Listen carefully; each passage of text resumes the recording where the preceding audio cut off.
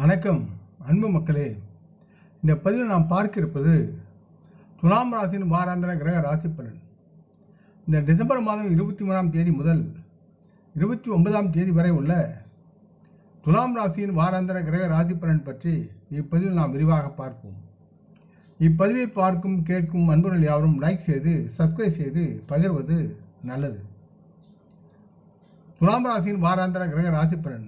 பொதுவாக துலாம் ராசியை பொறுத்தவரை குரு பகவான் விழாடன் தங்களின் ராசிக்கு 8வது வீட்டில் பயணம் செய்து கொண்டு இருப்பதால் தங்களின் சமூக தொடர்புகளை விட உங்கள் ஆரோக்கியத்திற்கு நீங்கள் முன்னுரிமை கொடுக்க வேண்டும் என்று கேட்டுக்கொள்கிறேன்.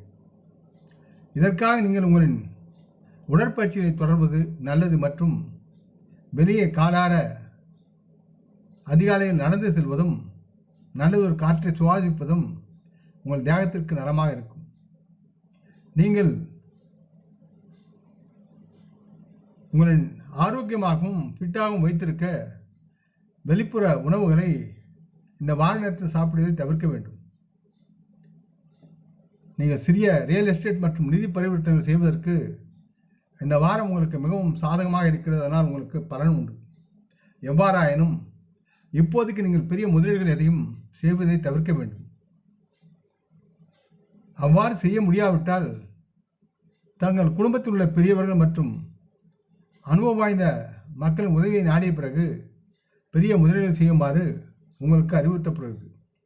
இந்த வாரம் துலாம் ராசிக்கு 5வது வீட்டில் சனி பகவான் அமர்ந்திருப்பதால் நீங்கள் மக்களின் தொண்டுகளில் அதிக ஈடுபாடு கொண்டு செயல்படுவீர்கள். இதன் காரணமாக உங்கள் குடும்பத்துடன் ஒரு மத நிகழ்ச்சியை ஏற்பாடு செய்ய நீங்கள் முடிவு செய்வீர்கள். இதன் மூலம் நீங்களும் உங்கள் குடும்ப உறுப்பினரும் நல்லதொரு மனதின் உள்ள அமைதியை பெற்று நலமாக வாழ்வீர்கள்.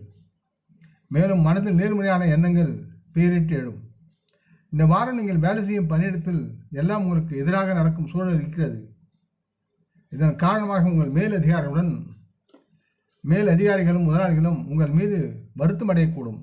அது உங்களுடைய செயல்பாடுகளின் தன்மையால் என்று உணர்ந்து அதை திருத்திக் கொள்ள வேண்டும்.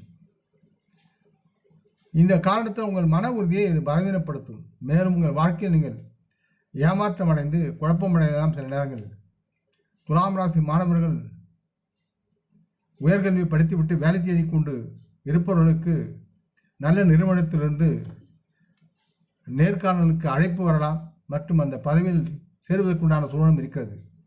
இத்தகைய சூழ்நிலையில் ஒவ்வொரு கேள்விக்கும் நேர்காணலுக்கு தகுந்தவாறு கேள்விக்கும் முன்கூட்டியே உங்களை நீங்கள் தயார்படுத்தி கொண்டு செயல்படுவது நன்மையாக இருக்கும் என்று கேட்டுக்கொள்கிறேன். இல்லையெனில் இந்த வாய்ப்பை நீங்கள் இழக்க நேரிடும். ஆகவே அலட்சியமாக இல்லாமல் செயல்படுங்கள். குரு பகவானை வணங்கி நேர்காணல் செல்லும்போது மஞ்சள் நிற ஆடைகளை அணிந்து செல்வது உங்களுக்கு நலமாக இருக்கும். அல்லது சந்தன நிற ஆடைகளை அணிந்து செல்லுங்கள். இந்த பதிவை கேட்டு லைக் செய்து சப்ஸ்கிரைப் செய்து பகிரும் அன்பர்கள் யாவரும் வரமுடன் நலமாக திரகாத்துறாயில் ஆரோக்கியத்துடன் சகலவிதமான தனதானிய அபராணி ஐஸ்வர்யை பெற்று சர்வ காரிய ஜெயத்துடன் வாழ்வாங்கு வாழ வேண்டும் என்று இறைவன் பாதம் பணிகின்றேன். நம் குடும்ப மூத்தோர்களை போற்றி வணங்குவோம். வணக்கம். நன்றி.